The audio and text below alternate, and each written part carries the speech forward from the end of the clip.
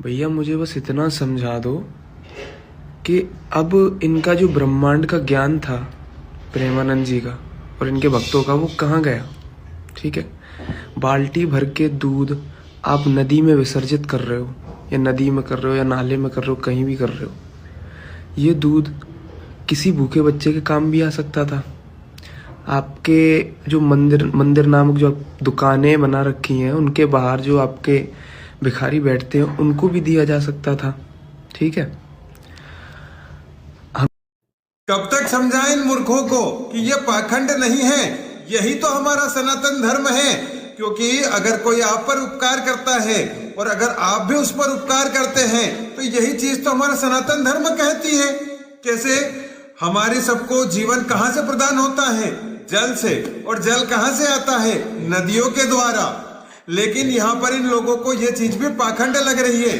अरे तुम्हारी माँ अगर तुमसे कुछ मांगेगी नहीं, इसका मतलब ये तो नहीं कि तुम्हारे प्रति कोई कर्तव्य नहीं बनता, तुम माँ को कुछ दोगे नहीं। माँ हम सबका जीवन यापन करती है जल देकर। क्योंकि एक बच्चे को जब उसकी माँ दूध पिलाती है तब उसके जीवन का स्रोत वह दूध ही रहता है। उसी प्रकार से जब हमारा जीवन यापन बिना जल के कैसे होगा?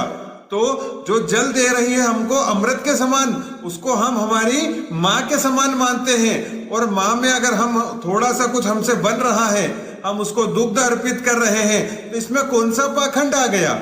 आपका जब बर्थडे होता है तब आप शैंपेन की करोड़ों रुपए की बोतलें उड़ा देते हो, केक लगा देते हो, वो पैसे की बर्बादी है? या फिर हमारी माँ नर्मदा, माँ यमुना या माँ सरस्वती में इस प्रकार से दूध का हम जो करते हैं हमारे सनातन धर्म के प्रति, वो चीजें, ये दोहरा मापदंड बिल्कुल नहीं चलने वाला है। क्योंकि सनातन में जो है वो संस्कृति है। अगर आप सनातन पढ़ेंगे तभी तो आप में संस्कृति संस्कार आएंगे, नहीं तो ऐसी अनर्गल बातें आप हमेशा करते रहेंगे। इसलिए कहता हूं कि अपने वेदों को पढ़ लो, उसके बाद